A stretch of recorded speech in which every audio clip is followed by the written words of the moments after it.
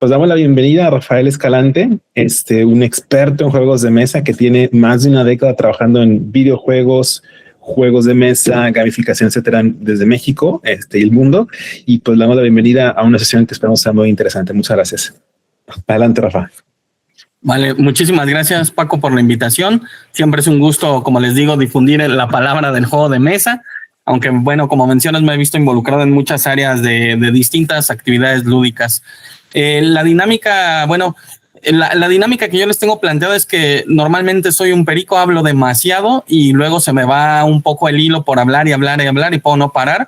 Entonces, mejor cada diapositiva hice como un compilado de todos los temas que me proponía Paco. Realmente, como dice, pues eran demasiados temas, es todo un mundo. Entonces, hablarles de todo esto en una sesión, pues no da. Entonces, yo lo que hice fue como acotar los temas que él me daba, darles una secuencia temática para que tuviera estructura. Y solo tengo puntos claves en la presentación. Todos se los voy a ir platicando. Y cada diapositiva que vayamos terminando, pueden hacer preguntas sin ningún problema. Lo que pueden hacer o les propongo es que vayan levantando las manitas. Y cuando yo acabe la diapositiva, voy resolviendo las dudas, ¿vale? Para hacerlo más dinámico y para que no solo se aburran de que estoy hable y hable y hable, ¿vale? Primero que nada, bueno, lo que me proponía Paco es esto de que los juegos de mesa lo ven como una nueva oportunidad de diversificación para sus estudios de videojuegos. Entonces aquí les voy a plantear un poco de qué es toda la industria del juego de mesa, cómo funciona además. Y bueno, espero les sea de utilidad. Mi nombre es Rafael Escalante, soy diseñador de juegos de mesa en México. Junto con mi hermano, fuimos la primera editorial mexicana de juegos de mesa.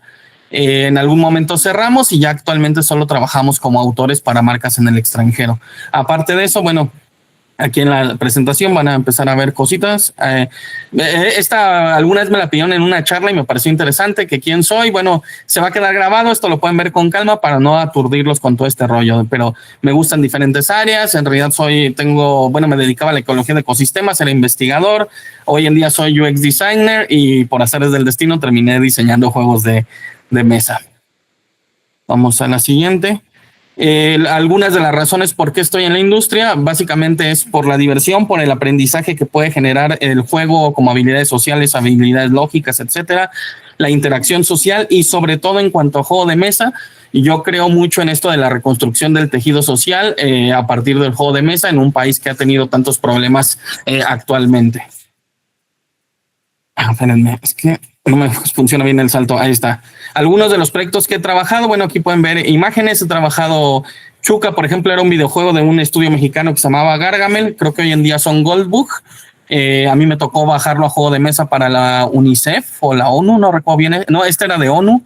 Algunos de los juegos de mesa que hemos publicado. Esto, el de hasta la derecha, es el más reciente. Algunas plataformas gamificadas en las que me he visto involucrado también.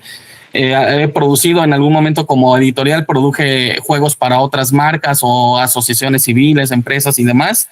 Y bueno, el más importante de nuestros juegos de todos los tiempos es este de Turtle Splash, porque dentro de los juegos de mesa es el juego que más premios nos ha dejado, el juego que nos abrió todas las puertas en Europa. Y bueno, tenemos esa recomendación a los Spiel, que es como tener una recomendación a los Óscares de los juegos de mesa. Aparte ese juego pues ganó demasiados premios y en diferentes partes del mundo y fue el que nos hizo que las marcas nos voltearan a ver, ¿no? Porque antes de eso éramos los dos mexicanos locos que iban a ofrecer juegos a la feria más importante de juegos de mesa en el mundo. Actualmente este año se lanzó Alebrijes con nuestros amigos de Fractal Juegos. El lanzamiento fue igual en la feria de Essen Spiel, hoy en día Spiel Essen, que es la feria más importante de juegos de mesa en el mundo.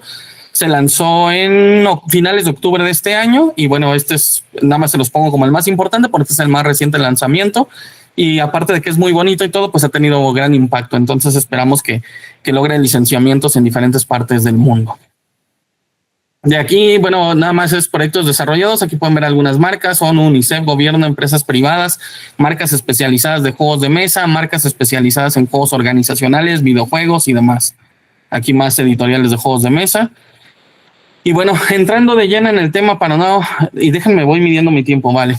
Entrando de lleno en el tema, en cuanto al estado de la industria, hay algunos datos que no tengo tan frescos porque hoy en día yo ya solo soy autor, entonces no me interesa sí necesito tener los datos frescos para saber cómo va creciendo la industria, pero no tengo los números tan exactos. Entonces lo que hice fue darle una búsqueda rápida a cómo se supone que está actualmente la industria. Esto es lo que se mencionaba. Lo mencionaba como billones porque eran billones de dólares, pero bueno, se los traduje en 1,000 millones, que es como se diría en México, ¿no? El tamaño de la industria es de esto de 18,000 millones de dólares actualmente era en 2024, 2025 se estima que es de 20.15, por lo cual hay una tasa de crecimiento del 8% anual y se ha mantenido sostenida los últimos 7 años al parecer. Y se estima que una proyección para 2034 en realidad casi se va a duplicar, ¿no? Bueno, un poco más del doble. Luego de eso, vamos a una aquí. El mercado actual, tenemos que el 40% le pertenece a Norteamérica, el 30% a Europa, el 23% es Asia y el Pacífico. Aunque esta zona es la que está teniendo más tasa de crecimiento, se está abriendo, por ejemplo, el mercado chino, pues que es uno de los más grandes o más importantes del mundo, que si entras al mercado chino ya tal vez no tendrías que entrar en ningún otro mercado. Y aparte de eso hay que tener en cuenta que en la TAM y ahí no sé qué pasó, es que estoy viendo que están mayúsculas, minúsculas, pero bueno, en la TAM y Medio Oriente, y África está en crecimiento, ¿vale? Va más lento, pero va con un crecimiento sostenido. Si quieren saber más de estos números exactos, por ejemplo, lo que hice, fue que, la conclusión es que la industria de los juegos de mesa modernos está en un periodo de fuerte crecimiento global, como les decía, con ventas proyectadas para casi duplicarse en 2034. Este es el link de donde saqué el artículo, pero mi recomendación siempre ya cuando van en serio como nivel empresa o este rollo, pues es que hagan bien sus estudios de mercado y todo, porque esos eran todos los errores que nosotros cometimos cuando empezamos en México. Este estudio está basado en muchas otras fuentes, eso fue lo que me pareció interesante, y sin embargo también les recomiendo siempre echar un ojo en BGG, que va a ser una herramienta que más adelante les voy a mostrar, Board Game Geek, donde hay foros, hay discusiones y hay muchos estudios de este estilo, ¿no? También hay un estudio muy importante que hace Grupo Asmodee, que Asmodee es el monopolio, uno de los monopolios de los juegos de mesa porque le pertenecen como 20 marcas a nivel mundial. Nada más que siento que tiene sesgo, ¿no? Porque de alguna manera lo hacen ver como más llamativo de lo que es para quedar bien parados ellos, o eso es lo que me da la pinta, pero ahí en BGG pueden ver muchos otros estudios del estado específico en cuanto a números de la industria, ¿vale? ¿Hasta aquí tienen alguna duda o pregunta?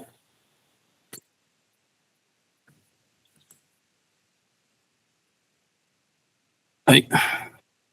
Bueno, me interrumpe si hay algo, Paco, porque se me está dificultando salir de la presentación e ir al Meet, ¿vale? Lo tengo aquí en chiquito nada más. Ahora hablemos de los modelos de negocio. ¿Cómo es que funciona toda la industria de los juegos de mesa, básicamente? ¿Cómo es la venta del producto? La primera es venta directa, que es acudir a ciertos eventos, o tener tu tienda en línea, bla, bla, bla. La siguiente es acudir a las ferias, que esto es muy importante para ir generando comunidad. Hay ferias internacionales como la Gen Con y la Origins, que son... jamás, no sé qué diablos pasó con mi presentación. No entiendo por qué tiene datos o palabras raras. Era Gamma, ahí me equivoqué, yo creo más bien fue un typo. Perdón, Gen Con, Origins y Gamma son 3 de las ferias más importantes de Estados Unidos. La Spiel Essen que les mencionaba, que es la más importante del mundo en Alemania. Obviamente hay muchas otras, hay en Italia, hay en Francia la Feria de Cannes, la Feria de Nuremberg están en Alemania, bla, bla, bla. Y nacionales tenemos Mega XP y Range. Mega XP en el World Trade Center y Range en Guadalajara, en el espacio que también usa la Feria del Libro. El punto es que, ya está creciendo bastante. El problema de nosotros como editoriales es que hace 15 años pues no había nada de eso, éramos la primera editorial. Hoy en día ya está en México, está creciendo poco a poco el mercado. Otros modelos de negocio, pues es ahí donde entran los distribuidores. Y Paco me preguntaba cómo funcionaba para los juegos, ¿no? Entonces vamos a ir hablando también de específicos en cuanto a las reglas de venta del mercado. Básicamente, si ustedes en algún momento deciden lanzar un producto y se vuelven la casa editorial, por así decirlo, tienen que tener en cuenta que ese producto debe de cumplir la regla de los 3 tercios que le llaman, ¿no? Más bien la regla de los tercios. Esta regla de los tercios lo que nos dice es que el productor se va a quedar 1/3 del costo. Si el producto final al cliente final es de 300 pesos, el productor se quedó 100, el distribuidor cobró 200 y la tienda cobró los 300. La idea es que cada uno de estos niveles se queda 1/3 del costo final del producto de venta al cliente final. El punto es que, hay muchas casas editoras que hoy en día hay unas barreras ahí, más bien unos datos un poco ambiguos, porque hay casas productoras que a la vez son casas distribuidoras. Entonces ellos llevan como cierto margen extra por ser a la vez el distribuidor. Un ejemplo de estos es Devir, que tenemos aquí en México. Es una casa editora originalmente fundada en Brasil, pero fortalecida en España, y que hoy en día su bastión más importante es México. Ellos producen juegos ya propio, antes solo licenciaban, hoy en día producen juego propio, licencian juegos, pero aparte también los distribuyen. Entonces, de esta manera, bueno, si en algún momento ustedes van a hacer uno de estos productos y no logran dar estos márgenes, pues es que sus precios no están dentro del mercado. Entonces tienen que tener mucho cuidado con eso, porque al momento hay mucha gente que produce un juego que se sale de estos márgenes y que a la tienda le quiere dar 100 pesos, pero el producto vale 1,500, al distribuidor le quiere dar 50, y pues se sale de margen del mercado, y lo único que hacen pues es rechazarle la compra. Entonces tienen que tener muy bien calculados sus costos de producción y todo, que ahorita vamos a platicar un poco de eso. Luego de los modelos de negocio, el último modelo de negocio, que de hecho es el bastión más importante para las casas editoriales internacionales, es el hecho de que cuando ustedes producen un juego, por ejemplo, este juego nos lo publicó la marca francesa Gigamic. Ellos hacen dos versiones, ¿no? La que es en francés, 1, 2, 3 glissé, y la versión internacional, que es Turtle Splash. Ellos dentro de Francia pues sí tienen cierto alcance. El juego ganó premios en Francia, ganó premios en Bélgica, como les mencionaba, ganó esto de los Óscares alemanes, y tuvo como alrededor de no recuerdo bien el número, pero son como entre 5,000 y 10,000 copias que se vendieron en Francia. Más la versión internacional, pongan que vendieron otros 5,000, pero su verdadero negocio es que ya van generando toda una red de contactos. Cuando sacan un nuevo producto, se sabe la calidad, el tipo de juego que manejan y todo, que ya hay contactos que en automático les piden licenciar el juego para sus países. Entonces, la ventaja que tuvo este juego, pues es, pueden ver, salió bueno, por ejemplo, ahí está en coreano, salió en Grecia, salió en Rumanía, salió en Hungría, salió en Estados Unidos. Entonces, todas estas republicaciones para ellos se vuelven un sistema de regalías, en el cual aquí hay dos modelos. Yo desconozco un poco más de esta parte, porque, bueno, yo ya no soy casa editora, pero básicamente hay dos modelos, ¿no? En el que yo quiero licenciar el juego para mi país y le pago los derechos, por así decirlo, a la marca francesa para publicarlo en México, y lo que hace la casa francesa es que me cobra cierta cantidad de un monto específico con el cual ellos mandan la producción a China y me llega a mi país la producción ya hecha, y ellos llevan un margen sobre esa producción. O hay otro modelo de licenciamiento en el cual creo que es un poco más costoso. Me dan todos los documentos de impresión, todos los archivos, y yo lo que hago es buscar o con la planta que yo trabajo en China, o ¿cómo se dice? Se me fue el término. Pues al final de cuentas, pues la marca productora, la marca impresora en China. Entonces, si yo trabajo con Wingo, pero ellos trabajan con Panda, yo les solicito los archivos y yo hago mi propia impresión. La imprenta, eso era lo que quería decir, perdón. Entonces, ya si tú quieres trabajar con tu propia imprenta, puedes pagar el licenciamiento pues, adquiriendo los derechos completos del producto, en los cuales tú lo imprimes por tu cuenta. Hay marcas pequeñas, o bueno, no pequeñas, con producción local, que realmente esta producción local es muy poca y está focalizada, como en Polonia, que tienen su propia planta y ellos compran derechos para producir en su planta, ¿no? Marcas como Piatnik, marcas como Czech Games, cosas por el estilo. Entonces, bueno, obviamente es una súper embarrada de qué son los modelos de negocio, pero más o menos claro. Si tienen duda, ya saben, me pueden ir preguntando. Ahora, bueno, si ustedes deciden entrar a toda esta industria, ¿cuáles son los retos y los costos de la misma? Primero que nada, sí está aquí. Hablando de un producto final, suponiendo que tenemos un Catán, por ejemplo, tienen que tener en cuenta que aparte de toda la producción que está aquí en el punto final, pues antes de eso tienen que haber pagado el arte y tienen que tener un contrato de regalías con el autor, porque esta industria se maneja como la industria editorial.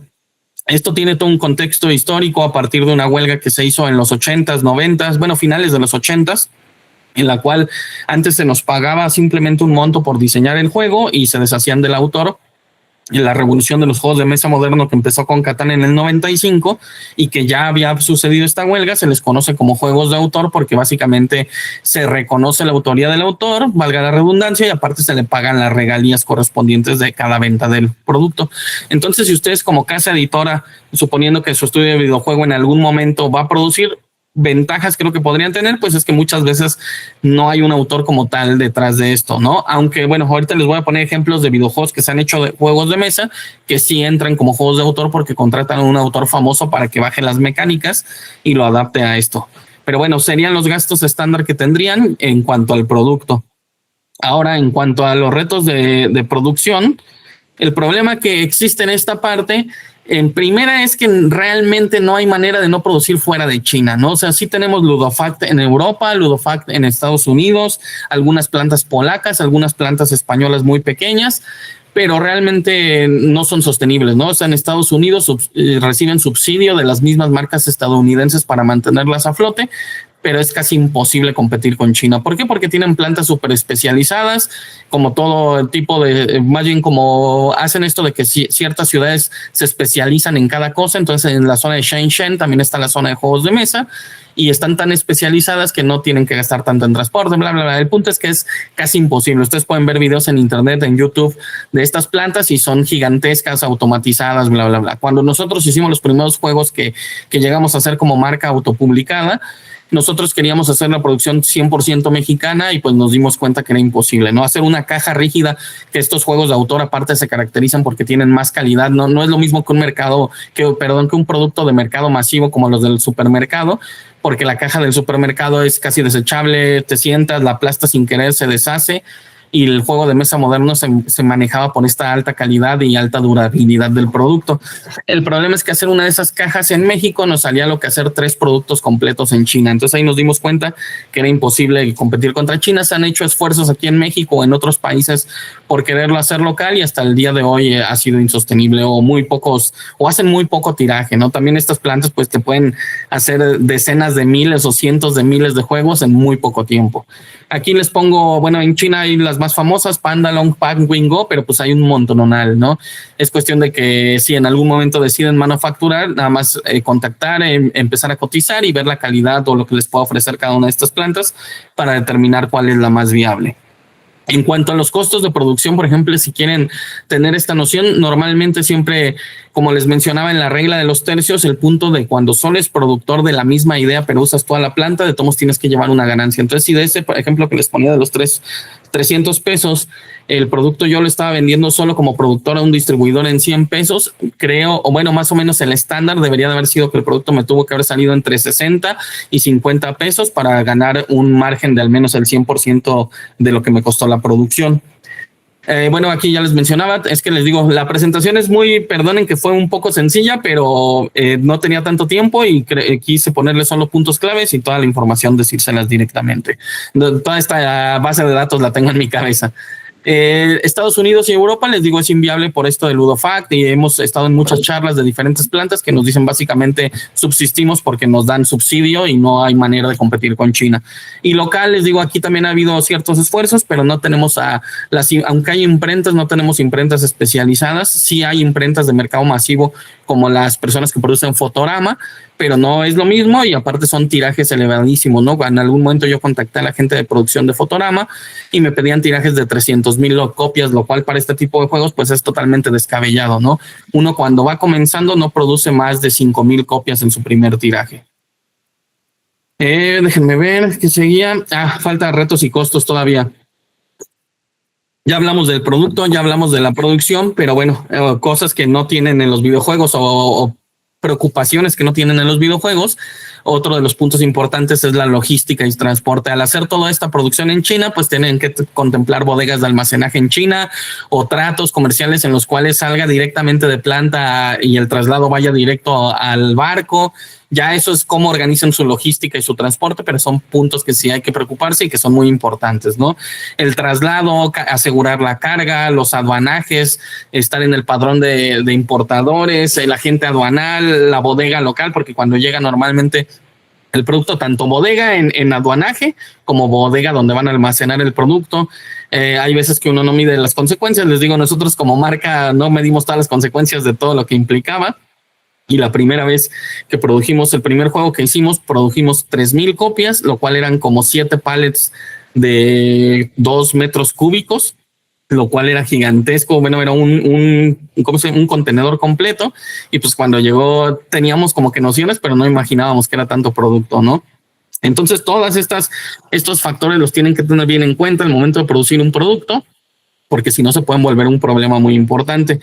Y la otra es, hay empresas que te ofrecen este servicio de fulfillment, sobre todo para las empresas que producen por medio de plataformas de fondeo como Kickstarter y que te deshacen todo este problema, ¿no? Que básicamente toman el producto desde China y ellos se encargan, o de China se los mandas a donde esté su central en Inglaterra, en Australia, en Estados Unidos, o a veces tienen múltiples oficinas y tienes que mandar 500 a una zona, 200 a otra, 1000 a otra, y ellos se encargan de hacerle llegar el producto al cliente final. También existe este tipo de empresas, solo que pues eleva los costos en cuanto al final de cuentas es un costo más elevado que si uno lo intenta manejar, ¿no? Pero bueno, ahí hay que medir riesgos, beneficios y costos y demás.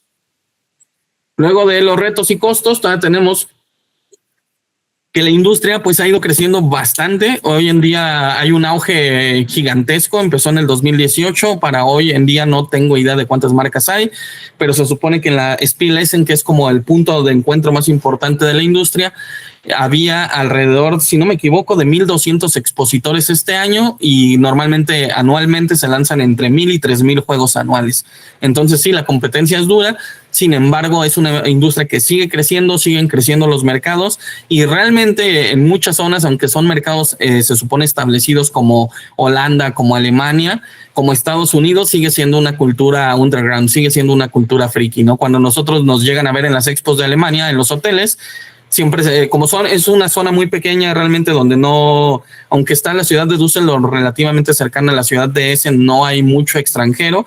Se les hace extraño que haya mexicanos ahí, no que haya de otras nacionalidades igual, pero cuando nos preguntan y les comentamos que estamos en la feria de juegos, hay gente de las ciudades que no tienen idea de que eso está sucediendo ahí, ¿no? Entonces siguen siendo mercados que todavía tienen mucho crecimiento potencial.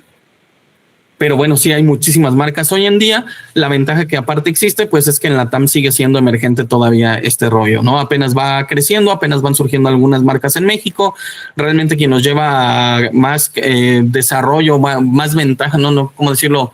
Que van más desarrollados que México son los chilenos. En Argentina también hay bastante desarrollo en cuanto a diseño, solo que ellos no pueden importar y exportar tan fácil. Les digo, ahí ya entran otros factores, entonces ellos tienen mucho una industria local muy desarrollada, pero muy local y demás.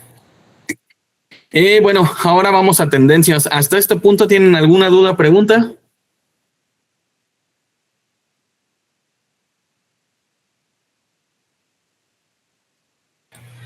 Tengo alguna empresa, sí vi por ahí, me salió el mensajito, que si tengo algún ejemplo de un fulfillment. No, en este momento no los tengo a la mano, pero siempre es fácil de encontrar, ¿no? Les digo, ahorita les voy a explicar de BGG, si no ubican BGG, qué es BGG en una parte que les voy a mencionar de herramientas. Y si no, también está una marca que se llama Stone Major, que igual y si han escuchado algo de juegos de mesa, es la editorial de este juego de aves que se llama Wingspan, está en la editorial de Sight. Este editorial tiene, Stone Major, Jamie, el dueño, tenía un blog que apoyaba mucho el desarrollo de la industria. Entonces él si dan un googlazo de Fulfillments Stone Major, seguramente les va a salir el artículo donde los menciona a los más importantes o este rollo. Él era el referente perdón, ya me distraje con las preguntas. Él era el referente del fulfillment, del fondeo colectivo de Kickstarter para juegos de mesa. Es la persona que ha logrado mayor alcance con este rollo del fondeo colectivo. Aunque una vez que logró establecerse gracias a Kickstarter, ya fundó su empresa independiente y ya no necesita Kickstarter. Pero él dejó una serie de artículos que podían beneficiar a la gente que lanzaba en estas plataformas. Y justamente como ellos ocupan mucho el fulfillment, hay un artículo que les explica todo esto a detalle.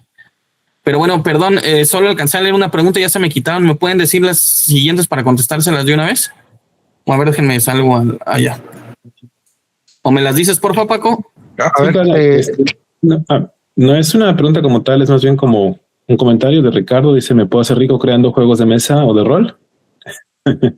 Bueno, realmente, o sea, si la industria del videojuego, yo conozco algo de la industria del videojuego en México, he trabajado con algunos estudios, normalmente les ayudo en la fase en la que desarrollan. De hecho, eso lo vamos a ver adelante, ¿no? Cuando muchas mecánicas y dinámicas se validan por medio de testeo físico. Y a veces balance matemático. Como yo me dedicaba a la estadística, he colaborado en muchos videojuegos en cuanto a balance matemático y hago estas simulaciones. Sé que la industria del videojuego es difícil, es complicada, bla, bla. La de juegos de mesa aún es una industria más verde, más pequeña, entonces es complicado, ¿no? O sea, sí hay los casos de éxito en los que se llegan a ser millonarios, los autores que son ultra famosos también, pero realmente son la excepción, ¿no? Entonces es una industria que pues no sé cómo decirlo, es un poco de que sí puedes vivir de esto de una manera cómoda, pero es mucha pasión también que te gusta esto. Pero no, mucha gente tiene esta idea sesgada, ¿no? De hice el nuevo Catán, hice el nuevo Monopoly y me voy a hacer millonario de la noche a la mañana. Y pues no, lamentablemente no es así, siendo realistas. Y luego había otro comentario, duda, ¿no? ¿O era todo? Sí, creo que mi tocayo Paco tiene una pregunta, no sé si quieras. Sí, aquí estoy, ¿me escuchas? Sí, ¿verdad? Sí, se escucha. Claro. A ver, y esta pregunta tiene que ver un poquito con dinero, si quieres, no necesariamente con detalles, pero mencionabas lo de los tercios, que lo de los tercios se puede parecer quizás un poco a la, en el caso de los videojuegos, a lo que se queda la plataforma, lo que se queda un publisher y lo que se queda la desarrolladora. Supongo que es muy parecido. Ahí mi pregunta sería, de eso que a ustedes les corresponde lo que les pagan, ¿ustedes tienen que pagar impuestos sobre ese tercio o digamos que el impuesto ya está calculado desde antes y eso ya es pues una ganancia neta? Bueno, ese es buen punto. En primera, lo del tercio, ¿se acuerdan que era un tercio el productor, un tercio el distribuidor, un tercio la tienda? Pero el que es el productor es que es un rollo raro de explicar, ¿no? Porque no es como que tenga la planta de producción como tal, sino es la editorial que compró los derechos del juego, hizo el arte, hizo el diseño gráfico y mandó a producir a China. Entonces, esta editorial tiene que incluir ahí sus gastos de producción, sus gastos de diseño gráfico, de arte, todo esto, y aparte pagarle la regalía al autor. En mi caso, yo ya no soy casa editora y de hecho a mí solo me pagan como autor. Entonces, del precio de venta proveedor que ellos tengan, me van a dar un porcentaje que normalmente oscila entre el 6 y el 12% y a veces más alto, dependiendo obviamente el nombre que tengas en la industria y lo que pueda vender tu nombre, el reconocimiento que ya tengas, por así decirlo. Pero bueno, lamentablemente ese es otro de los baches que he tenido con Hacienda en México, ¿no? El porcentaje que a mí me pagan, yo todavía tengo que pagar impuestos en México porque es como si yo diera un servicio a una empresa extranjera.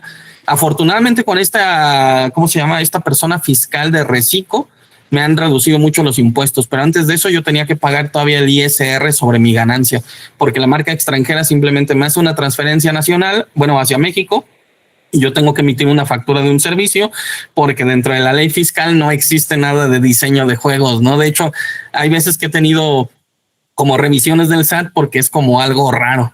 Ni siquiera hay una categoría clara en la que yo pueda entrar. Entonces lo que hizo mi contador fue como que en la categoría más cercana que había, meterme ahí, que era como algo así como diseño de planos especializados y no sé qué más. Abarcaba como diseño de modas, diseño de varias cosas, pero no había juegos como tal, ni es gráfico, ni nada, ¿no? Pero entraba en esa categoría y tengo que pagar mis impuestos todavía por aparte.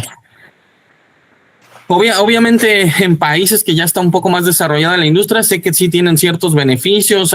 Por ejemplo, sé que en España han peleado porque el juego de mesa al final de cuentas es lo consideran como una parte cultural, entonces quieren que tenga ICBN para no pagar todos los impuestos que pagan como si fuera un libro, pero han batallado esto y todavía no logran el reconocimiento. Pero bueno, espero con eso haya más o menos respondido tu pregunta. Sí, totalmente. O sea, tú generas la factura para justificar tu ingreso, ¿no? Exactamente. Ajá, bueno, y de por sí la marca extranjera también me pide la factura para ellos justificar la salida. Entonces yo genero una factura de servicio de diseño y desarrollo de juegos. De hecho, ya al inicio es como de un adelanto que se me paga siempre como autor, se nos paga una regalía, ¿cómo le llaman? Un adelanto de regalías. Y ya luego son facturas consecuentes que nada más dice así como el servicio, pero en la descripción sí dice que son las regalías de no sé qué. Pero es que yo intentaba que igual me tomaran como autor del libro porque las regalías de autores de libros no pagan todos los impuestos, pero no me lo valía el SAT y entonces yo tuve que dar servicio y nada más lo detallo como porque estoy recibiendo el dinero. Pero sin embargo, si justamente cuando el SAT me requirió como de, pero ¿qué rollo con esto? Yo estaba pagando mis impuestos correctamente, entonces aunque la descripción fuera rara, yo estaba pagando lo que correspondía y no me podían como que reclamar nada. ¿Sí me entienden? Dices que te cambiaste a Recico. ¿Qué régimen tenías anteriormente? El de actividad empresarial, persona física con actividad empresarial. Ajá. Bien, pues muchísimas gracias. De nada. Luego vi otro comentario por ahí ¿Qué decían? Perdón, no lo alcancé a leer.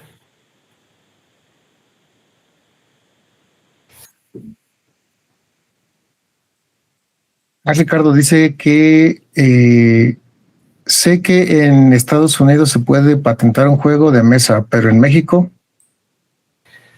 Bueno, ahí esa parte pensé que no la querían saber. Bueno, no la consideré porque es demasiada información. Pero miren, en cuanto a las patentes y todo este rollo, realmente yo he estado estudiando todo esto durante mucho tiempo. Lo he hablado con gente en Estados Unidos, gente en España, todo. De hecho, yo no soy experto en nada de eso, aunque tengo una certificación de la OMPI, que es la organización que equivale al INPI, pero internacional. Hay una persona hay un video muy bueno de Biz Lúdica, es un canal que habla de juegos de mesa, que llevan un experto, es uno de los últimos videos del mes pasado de Biz Lúdica, donde llevan una licenciada en derechos de patentes, marcas y todo este rollo, y explica qué se puede registrar y qué no se puede registrar, ¿no? A nivel mundial, realmente no se pueden registrar mecánicas de juego. Alguien me estaba contando que en Japón sí se puede de cierta manera, de hecho eso no lo sabía, pero a nivel internacional la industria no se puede, ¿no? Y de hecho no se debería de poder, porque si se puede, pues no habría si alguien patentara o registrara la mecánica de tile placement, pues ya no podría haber ningún otro tile placement. Entonces no tiene sentido realmente. Pero no, o sea, mecánicas, dinámicas, todo este rollo no se pueden registrar, se pueden registrar marcas, se puede registrar arte, bla, bla, bla. Y hay trucos para meter las mecánicas como como si fueran obras literarias. En México también se hace el truco, pero de hecho en México te cachan y te lo rechazan. Y en el extranjero también lo hacen, pero ya entra en una demanda legal de este tipo, nunca va a proceder. Entonces no tiene sentido, ¿no? O sea, todos los abogados concluyen en que no tiene sentido perder todos sus esfuerzos en eso y registrar marcas y arte cuando sea necesario, cuando ya sea un producto final. Por eso mismo, eso de que nos paguen regalías solo fue gracias a esta huelga que hicieron autores muy importantes en los 90s y que no le iban a dar otro juego a las editoriales hasta que no llegaran a un acuerdo. Pero realmente te hacen un contrato y todo, y ya el contrato te respalda, pero antes de eso, pues es como de palabra, ¿no? Y la industria es muy unida y todo, que quien empieza a hacer malas prácticas lo va marginando la misma industria. Esa es una ventaja. En Estados Unidos, las patentes que ha llegado a ver es que hacen algún componente único, algún elemento único, ese tipo de cosas sí se pueden patentar. Pero realmente también ha pasado, ¿no? Hay unos meeples. Los meeples son estas pequeñas personitas que traen los juegos de madera. Hay unos meeples a los que les ponían como herramientitas, armitas, que lanzó GameLink, una compañía estadounidense, y lo patentó, y pues toda la industria como que se ofendió, y lo que hicieron es jamás volver a usar esos meeples en ningún juego, ¿no? Pues nadie más los usa. Y algún momento, por ejemplo, la palabra meeple es una consecuencia de que una periodista escribió un artículo donde se trabó al momento de decir my people y le llamaban meeple, que eran estos monitos pequeños que tenía el juego. Y esta palabra, como se empezó a usar mucho para el juego de Carcassonne, que es de una marca alemana que se llama Hamsing Gluck, lo que hizo Hamsing Gluck es registrar la palabra meeple y demandó a una marca que lanzó un Kickstarter estadounidense el año pasado, y se le fue toda la industria encima, pues porque decían como que la palabra le pertenecía a la comunidad y se armó un desastre. De hecho, querían sabotear a la marca, que la marca tuvo que pedir disculpas. En realidad hay como mucha unión y eso da cierto respaldo, pero como autor, lamentablemente, pues estamos un poco a ciegas y a confianza, ¿no? Que no me agrada tampoco tanto esa parte, pero pues creo que no hay una mejor manera de hacerlo. Porque les digo, si se registran las mecánicas, ahorita les voy a presentar un libro de estas mecánicas, pues ya no habría innovación, ya no habría juegos, porque muchos juegos solo son las mezclas de esas mismas mecánicas, de otra manera. ¿Vale? Déjenme ver cómo vamos de tiempo, creo que vamos bien, ¿no? Sí. ¿Alguna otra duda, pregunta había o continuamos?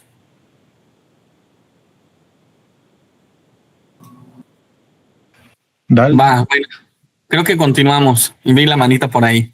Tendencias. Ahora vamos a la parte de tendencias. Miren, Paco me comentaba que si había como tendencias, en algún momento se armó una discusión en el grupo de juegos serios en el Telegram sobre esto. Sé que en videojuegos las llega a ver, en juegos de mesa las llega a ver, pero es que es algo muy extraño, ¿no? O sea, la industria es tan cambiante que hoy en día pueden estar de moda los roll and write, y en 2 años pueden estar de moda los deck building, y así sucesivamente, que no hay tendencias como tal. O sea, sucede que como que llegan a coincidir que en ese momento firman muchos juegos de ese estilo y todos salen de golpe. ¿Por qué? Porque si tú te quieres subir a una tendencia de roll and write, por ejemplo, en este momento que no sé, bueno, hubo un boom hace como 2 o 3 años. Yo me quiero montar en esta tendencia. ya estoy fuera como autor. ¿Por qué? Porque lo que pasa es que todos esos juegos que salieron vamos a poner un ejemplo burdo. En este año estaban de moda, no sé, los trick taking. Salieron montones de trick taking.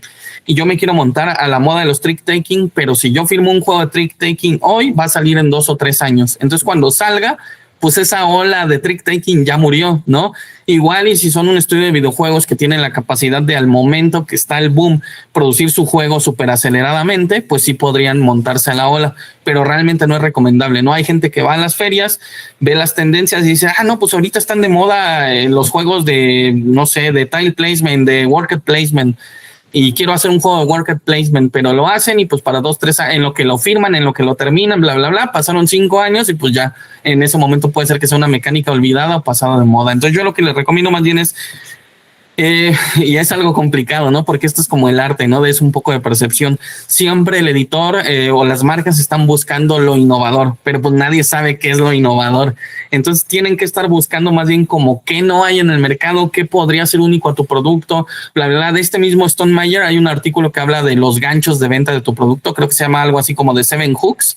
Les recomiendo buscar este artículo donde pues es lo que él dice, ¿no? Si tienes de estos ganchos los 7, pues vas a hacer un boom de venta. Si tienes uno, pues igual y preocúpate por tener más. Pero ahí te habla que del arte, que de la mecánica. O sea, no solo te debes de preocupar de uno de los detalles, sino mezclar muchos de estos detalles para que y proteger, bueno, desarrollar de manera adecuada estos 7 puntos para que tu producto tenga un mayor alcance. Entonces, aunque sí hay tendencias actuales de qué le está gustando a la gente, no te sirve de nada, porque al menos como autor a mí no me sirve de nada, porque si firmo un juego, ahorita me pongo a desarrollar, vamos a poner un ejemplo. Yo no ofrezco juegos más que en las ferias de Essen. Entonces viene feria de Essen hasta octubre del próximo año. Junto con mi hermano lo que hacemos todo el año es estar desarrollando juegos para esa feria, pero si yo ahorita me pongo a ver la moda de 2025, para cuando llegue a 2026, ya esta moda va a estar pasando, por así decirlo. Si lo llego a firmar, va a tardar 2 a 3 años, de que lo más seguro es que esté fuera de onda cuando llegue el momento de su publicación. Solo si es algo que van a desarrollar muy rápido y que va a salir en 6 meses, se alcanzan a trepar a la ola, sino más bien es ir a intentar encontrar qué es lo que no hay en el mercado que ustedes puedan cubrir. Por ejemplo, esta mecánica de Roll and Write en realidad es una mecánica de los 70s que usaba un juego que se llama Yahtzee, que era de dados y papel y pluma, y que nadie se imaginó que había una manera de revivirla y refrescarla. A alguien se le ocurrió y ahí sí hubo un boom, que salieron un buen de Roll and Write, pero pues ya esa ola murió, ¿no? Entonces más bien es estar analizando qué hay en el mercado y ver que su producto no haya algo parecido y ofrezca algo único, experiencia, arte, todos los hooks que puedan tener para que sea tenga la mayor capacidad de venta posible, ¿vale? Entonces ahí lo más importante pues es hacer un análisis del mercado y tener en cuenta que el mercado, eso se los pone como dato, tener en cuenta que el mercado masivo es distinto, ¿no? Estamos hablando de juegos de mesa modernos que incluyen juegos de tablero, de caja rígida, con un poco más de estrategia, que antes era lo que llamaban Ameritrash y Euro, que hoy en día también eso ya está muy diluido, ¿no? Hay Eurotrash, hay Ameri-Euro y ya es un mundo extraño. De hecho, ya han ido surgiendo mercados en otras partes del mundo, como los italianos, como los japoneses, que ya tienen su propia escuela, por así decirlo, y ya les llaman así como, de la escuela italiana, de la escuela portuguesa, bla, bla, bla. Entonces, más bien es encontrar, les puede servir de guía ver este tipo de tablas de lo más popular, que les digo, esto también está en BGG, qué mecánicas están usando y todo, pero no es indispensable, ¿no? O sea, más bien pueden ver que tal vez una mecánica que ya no se usaba, intentarle dar un giro, ¿no? Un ejemplo de eso es estos juegos de palabras y adivinar cosas con palabras, cuando Vlada es un autor checo muy famoso y de juegos muy pesados, muy narrativos, pero un día sacó este juego de código secreto o Code Names, y le dio un giro a esa mecánica de palabras que nadie se le había ocurrido y el juego fue un éxito mundial, ¿no? Hoy en día Codenames hay de imágenes, de Harry Potter, hay 1000 versiones de ese juego. Pero bueno, ahora en cuanto les decía esto del análisis de mercado, ¿qué pasó? Otra se me está trabando, espérenme. Aquí, del análisis de mercado, pues sus herramientas más cercanas o las herramientas que todo diseñador de juegos de mesa debe de usar son BGG, que es Board Game Geek, BGA, que es Board Game Arena, y Tabletop Simulator. BGG o Board Game Geek es como un foro compilado de mecánicas, compilado de juegos, es como un Wikipedia de los juegos de mesa. solo que es cero amigable para gente que no usa mucha tecnología, pero el punto es estar explorando, ver los listados de mecánicas, ver los juegos rankeados, ver los juegos rankeados por año, ver los listados de lanzamientos de Gen Con, de Essen, estar todo el tiempo estudiando ahí. Y ahí mismo los lleva a los videos porque pueden subir los links a los videos de YouTube para ver cómo se juegan los juegos. Todo el tiempo es lo que yo estoy haciendo, ¿no? Todo el tiempo estoy analizando juegos, qué juegos hay, qué juego pegó, por qué pegó, intentar entender todo eso para ver qué puedo ofrecer algo diferente. VGA pues nos sirve como para testear muchos de esos juegos. Obviamente aquí pueden ver la foto de la ludoteca que tenemos con mi hermano. No tenemos tantos, tenemos como 500 juegos y sin embargo pues los estamos rotando todo el tiempo para estudiar más y más y más. Vamos a Board Games Cafés y demás.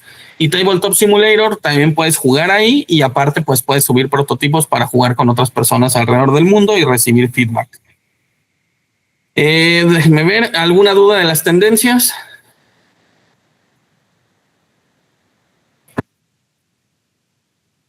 Bueno, creo que no, entonces continuamos. Ahora la parte a la que venimos, que creo que es la que más les interesa a ustedes, es la parte de oportunidades.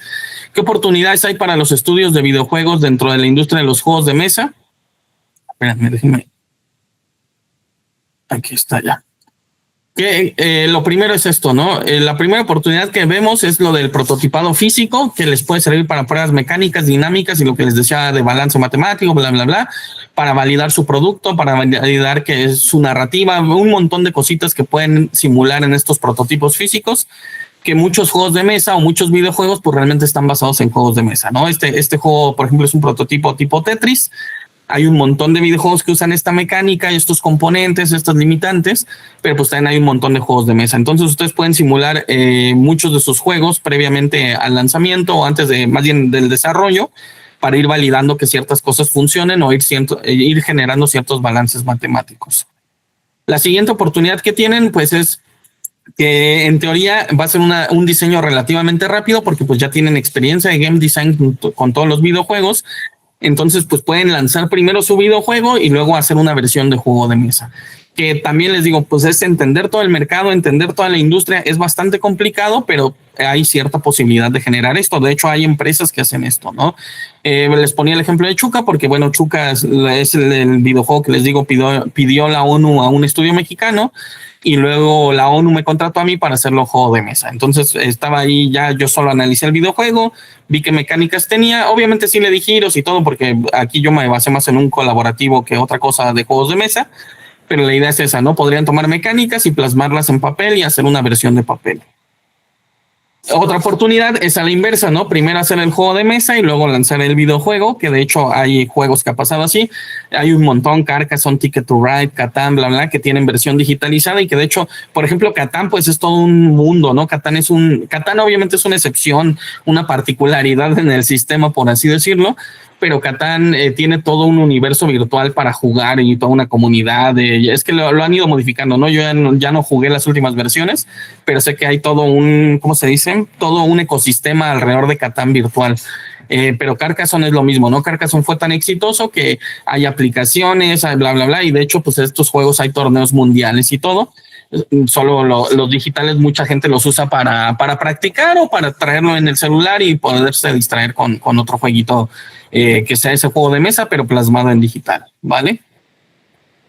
Y bueno, aquí, para mi punto de vista, después de hacer todo este análisis, creo que la oportunidad más viable para un estudio de videojuegos que desconoce todo este rollo es ir a alguna de estas ferias y buscar alianzas, ¿no? Buscar editoriales ya establecidas. Obviamente sí, los más prestigiosos o los videojuegos más famosos de mayor alcance, los AAA, es mucho más fácil que consigan casas editoriales, pero pues pueden ver esto, ¿no? Dark Souls hay en versión board game y hay un montón de videojuegos ultra famosos que tienen su versión de videojuego. Y muchas veces son dos entes independientes, ¿no? No es como que el estudio de videojuegos va y crea su editorial de juegos de mesa, sino busca una editorial de juegos de mesa, se alía con ella y ellos se dedican a desarrollar una versión de juego de mesa y pues ya el nombre de la IP que trae hace que el juego sea muy exitoso. O sea, hay muchos ejemplos, ¿no? Este fue el que mejor, una imagen bonita que encontré y pues este juego es muy exitoso y muy famoso en cuanto a juego de mesa también, ¿vale?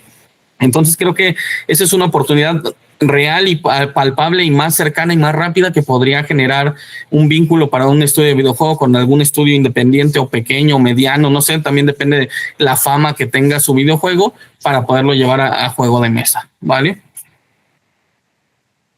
Otra de las oportunidades que platicábamos con Paco era lo de las propuestas híbridas.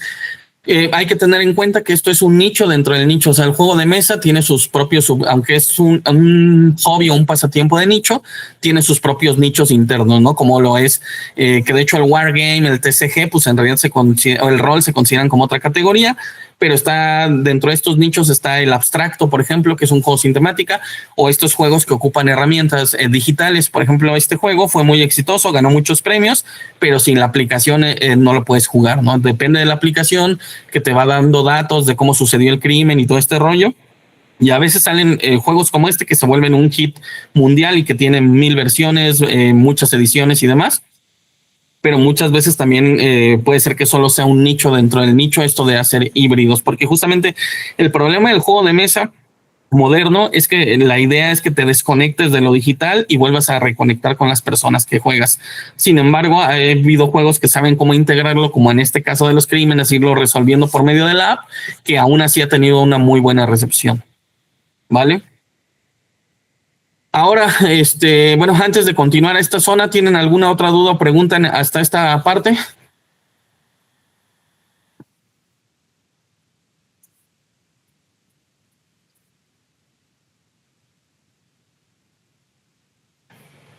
Va, que va, seguimos entonces. Bueno, si quieren saber más de esto, les interesaría pues conocer un poco de todo el mundo de los juegos de mesa y cómo podría servirles como herramienta para catapultar el crecimiento de su estudio de videojuegos. Mi recomendación, estaba buscando como que algún libro que les pudiera ser de utilidad. Mi recomendación es leer este libro, ¿no? Aunque es el compilado de mecánicas, que de hecho BGG, la página que les mostré, antes tenía su propio listado de mecánicas independiente, y una vez que salió este libro le pareció tan bueno que decidió replantear todo su sistema de mecánicas y basarlo en el que viene en este libro. La ventaja de este libro es que aparte de que te explica una mecánica, te pone ejemplos de los juegos de mesa que la usan, mucha parte de la historia del juego, de el alcance que tuvo, muchos datos importantes, ¿no? Es como un buen resumen de la industria del juego de mesa hecho un libro, ¿no? Aunque está enfocado en mecánicas, aprenden un montón de cosas de cómo está funcionando la industria a partir de este libro. Entonces sería mi recomendación, si quieren darle un ojo a algo más de esta industria, es que se echen ese libro por ahí.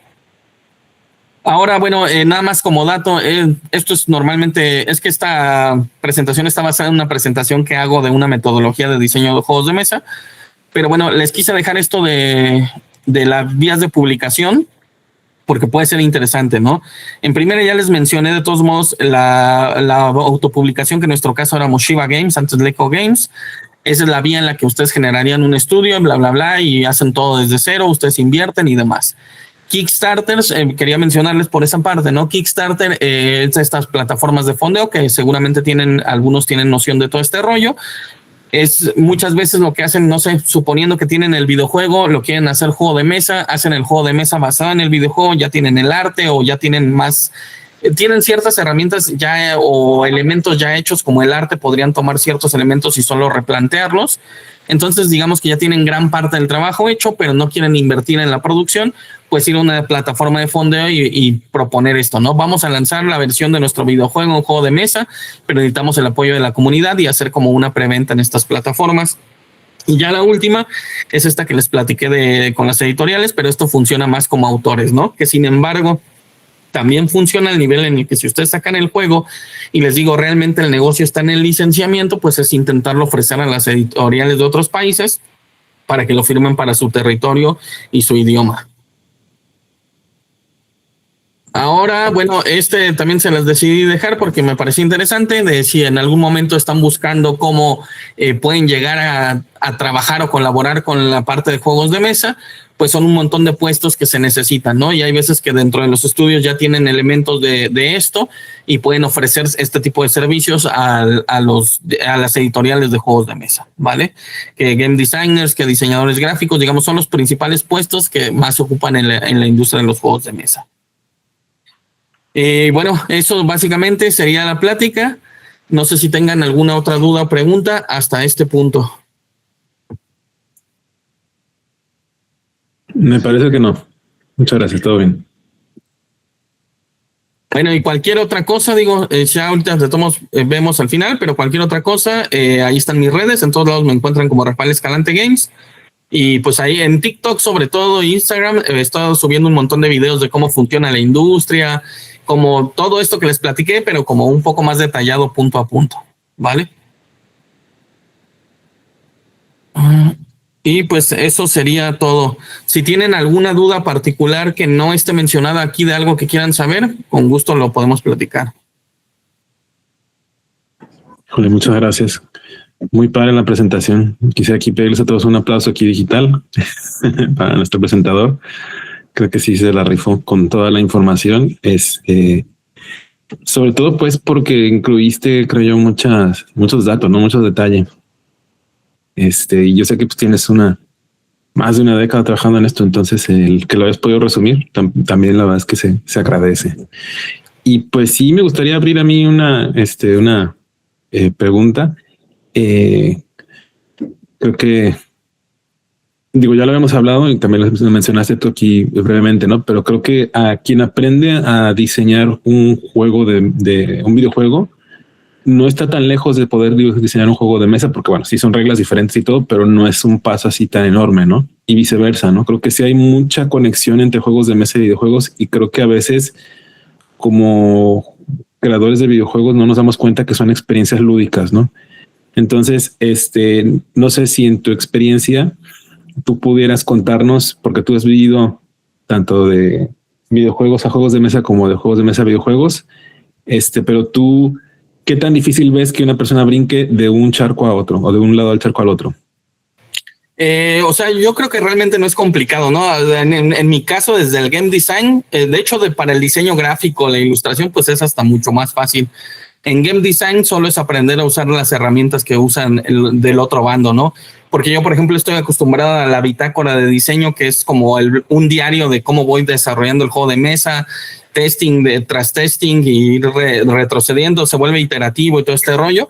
Y sé que, por ejemplo, en videojuego, pues lo he tenido que hacer. De hecho, en la ventaja que he tenido luego con los estudios de videojuegos que he trabajado es que me dejan mucha libertad de trabajar como yo trabajo, sin seguir, por ejemplo, este alineamiento del Game Design Document, aunque sé que pues tengo las nociones básicas y todo de cómo hacerlo, pero normalmente yo les hago toda la estructura. Es que, bueno, muchas veces muchos clientes de videojuegos llegan conmigo con algún problema específico y porque alguien más lo recomendó, ¿no?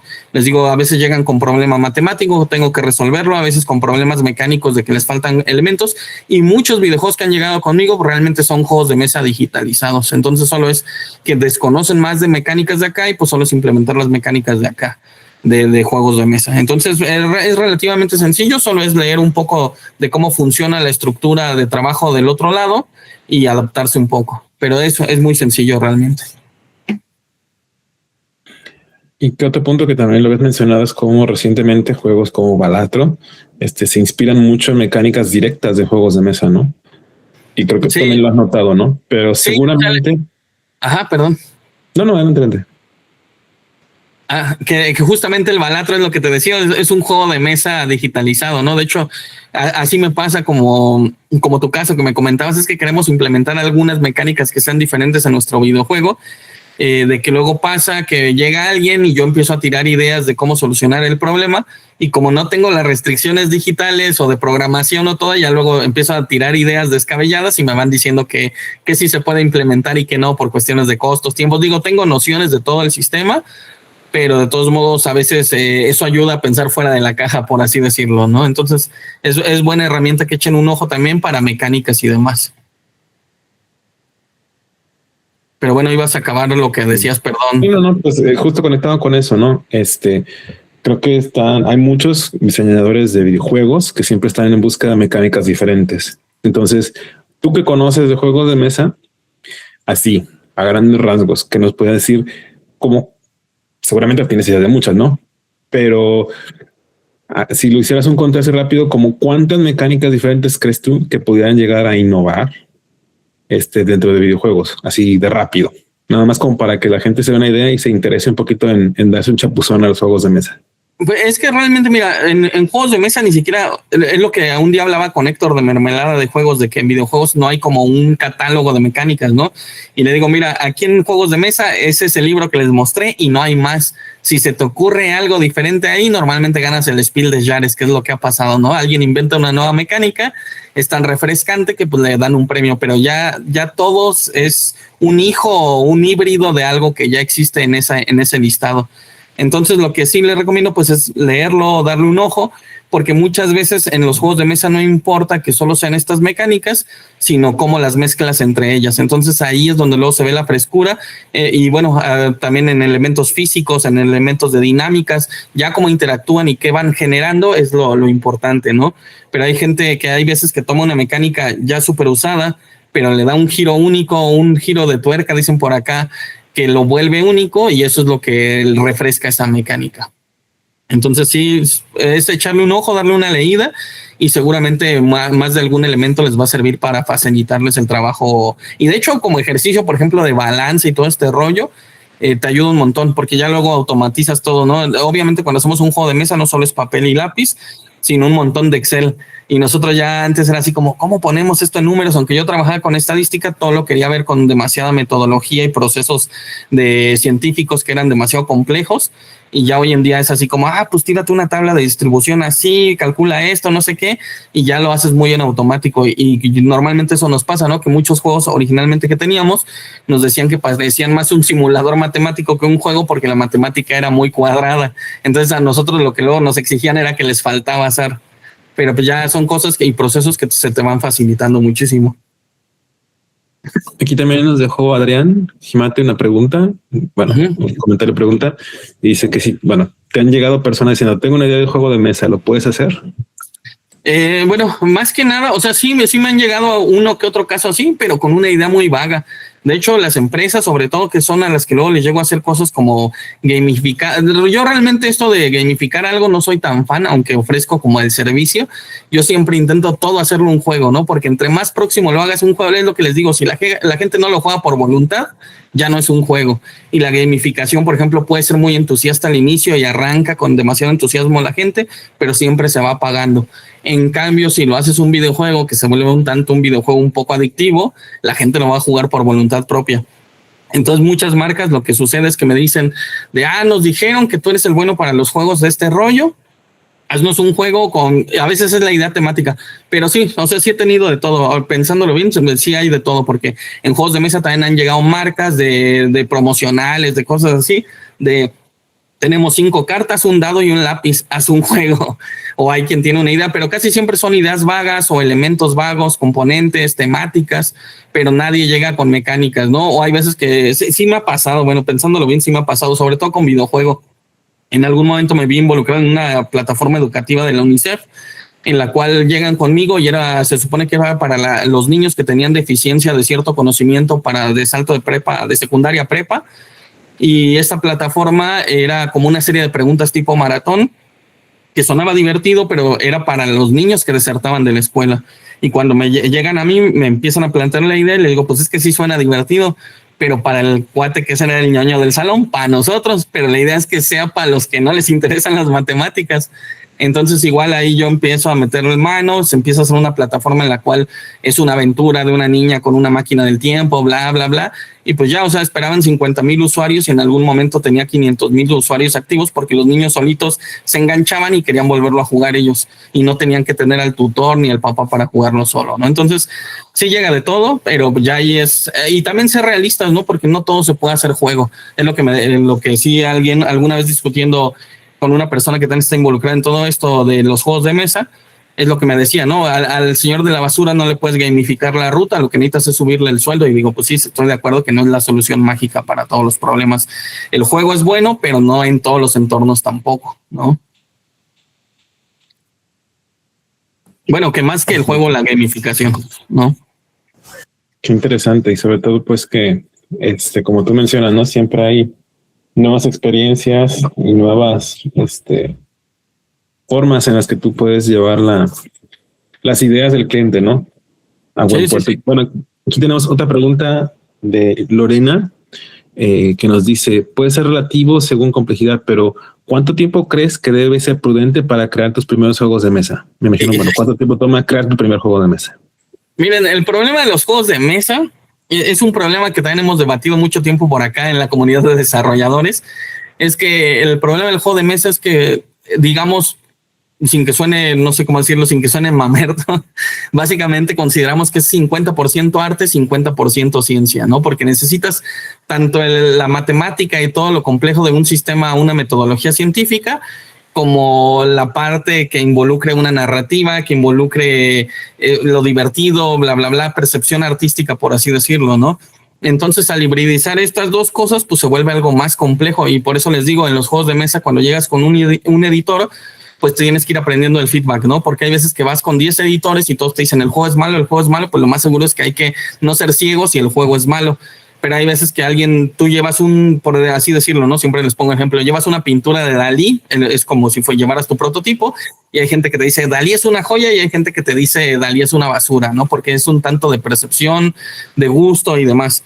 Pero cuando vas empezando en los juegos de mesa puede ser un poco más complejo. Digo, cuando tienes la experiencia de videojuego creo que puede ser más sencillo, pero el primer juego que nosotros hicimos, que era un euro, que es Cazadores de Fósiles, y googlean van a encontrar videos y demás de este juego, nos llevó el desarrollo mecánico como 2 años, porque era un juego family de cierta envergadura de componentes, de cierta complejidad matemática, que llevaba cierto trabajo. Hoy en día desarrollar un juego como Cazadores de Fósiles, que con el testing y todo este rollo se aplaza, pero la ventaja es que, bueno, yo todo el tiempo puedo estar testeando con mi hermano y sacándolo a grupos y demás. Tenemos como un proceso ya muy acelerado. Podría decir que me lleva 6 meses, pero es que depende de la envergadura del juego, ¿no? También luego llegan clientes de empresa privada o de estudios o de lo que sea. Les digo, me han llegado clientes muy random, ¿no? He trabajado para el gobierno alemán, el gobierno canadiense, asociaciones, ONGs grandes, bla, bla, bla. Y depende del juego, ¿no? Hay veces que me dicen, un juego de cartas que sea colaborativo, y ya yo empiezo a estructurar en mi cabeza. Digo, no, pues en un mes está, porque me lo piden urgente, sí, en un mes queda.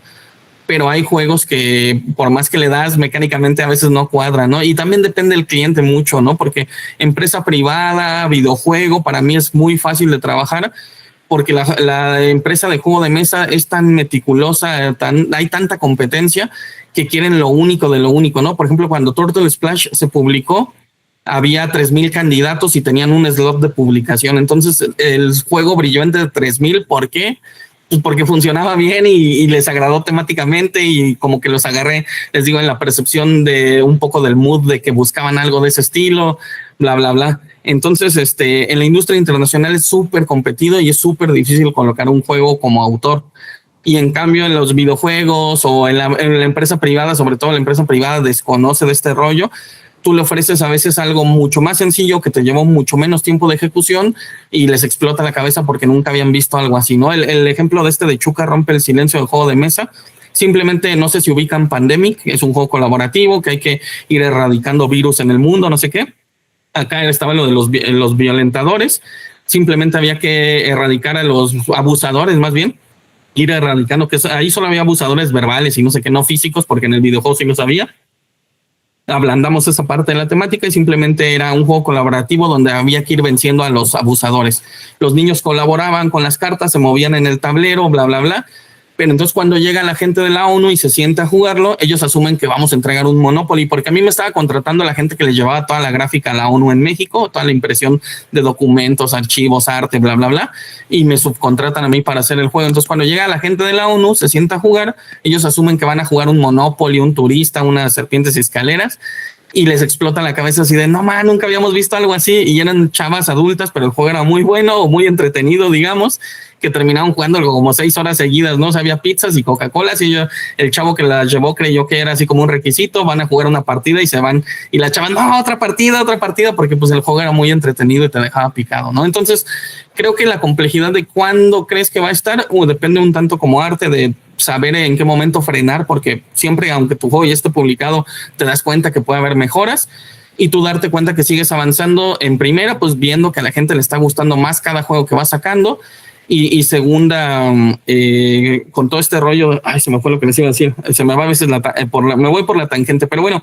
en conclusión, entre más experiencia va a ser mucho más fácil, y simplemente los primeros juegos, no sé, valídenlos al menos unos 6 meses, vayan a las comunidades de este tipo de juegos o de productos para que también tengan el feedback adecuado y sepan que están dentro del nicho, ¿no? Todos estos juegos de videojuego también van a las ferias y los están mostrando previos a sus lanzamientos para tener la validación y la aceptación del mercado. Vale, espero haya contestado. A veces me voy por la tangente demasiado. Oye, Rafa, tengo una pequeña pregunta. De lo que nos has estado hablando mucho creo yo que está enfocado como a juegos nuevos que se desarrollen como alguna mecánica o basado en alguna mecánica. Pero, por ejemplo, algo muchísimo más sencillo como el juego de los dados del cubilete o incluso algo todavía más sencillo como la baraja española típica, ¿no? De 40 cartas. Si tú quisieras, por ejemplo, decir, quiero mandar maquilar,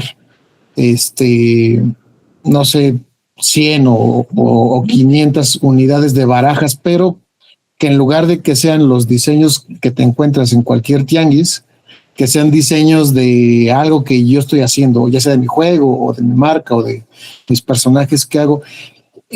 ¿Qué tanto tiempo te lleva a hacer algo que, pues, digo, ya está existente y lo único que quieres es maquilarlo? Bueno, en primero eso para juegos clásicos, pues tienen que tener en cuenta que los derechos ya están liberados, ¿no? Entonces no hay tanto problema. Un ejemplo que les puedo poner de esto es, bueno, que no, de hecho ese juego no está liberado, pero bueno, yo creía que sí. Pero los juegos de baraja, hay gente que hace esto, ¿no? Resquinea barajas y las hace bonitas con su arte. De hecho, en México hay varios productores de barajas de este estilo, que la de Día de Muertos, de hecho, fue un Kickstarter muy famoso y que tuvo bastante alcance. Las hacen muy bonitas, se usan el mismo sistema de baraja, básicamente es un póker y lo mandan producir a China, o no sé si no fue en China, pero hacen un producto de calidad llamativo con el arte.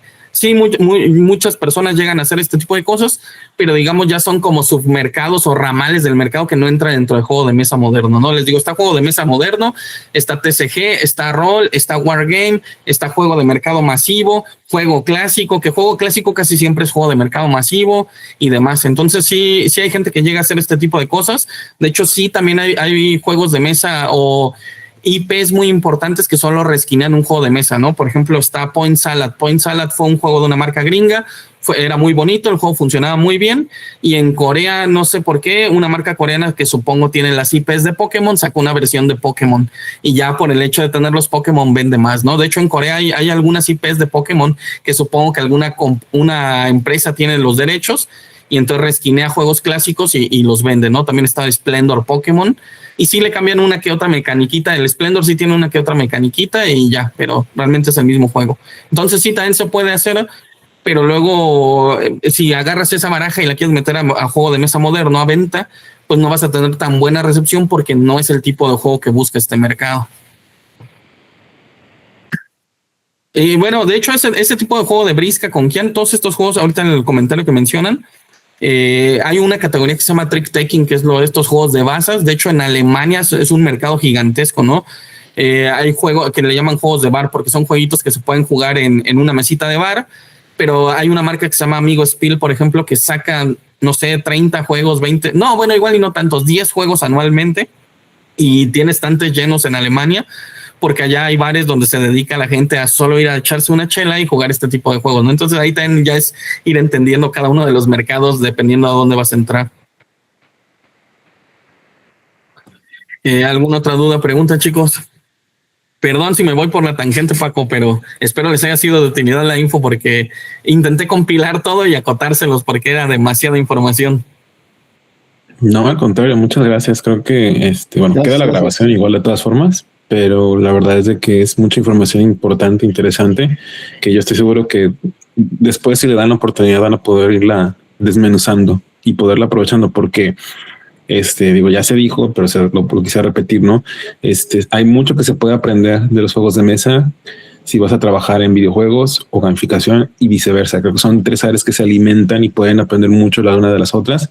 Y el hecho de que ustedes estén en el área de videojuegos no significa que no puedan beneficiarse de juegos de mesa y viceversa, ¿no? Sí puede haber una forma de colaborar y pues sí,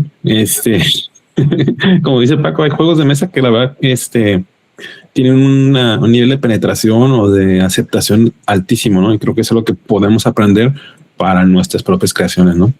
Entonces nada más, bueno, quisiera ahorita nada más darte las gracias. Ya estamos por parar la grabación, la sesión sigue, pero nada más aquí, pues nada más para que quede, les pido otro fuerte aplauso aquí para nuestro presentador, Rafael Escalante. Agradecer por tu tiempo, por el espacio, porque sé que te tomó tiempo el tener lista esa sesión, y pues para que quede aquí para todos la grabación, después la puedan consultar. Nada más si quisieras compartirnos, no sé, tus redes sociales, cómo estás para que te puedan encontrar, quienes te buscan. Sí, me encuentran en todos lados como Rafael Escalante Games, TikTok, Instagram, Facebook y YouTube. Muy bien, pues ahí queda para la grabación, y pues ya con esto dejen parar.